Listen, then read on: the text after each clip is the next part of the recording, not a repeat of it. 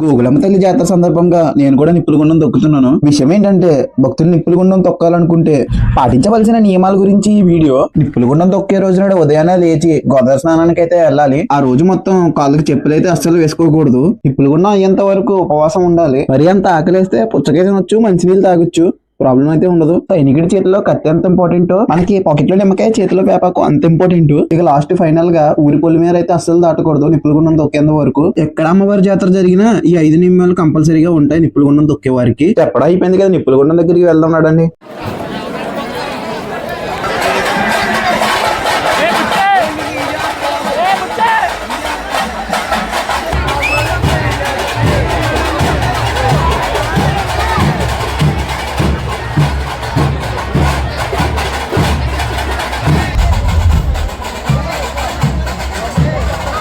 Full video మన YouTube ఛానల్లో ఉంది, చూడండి.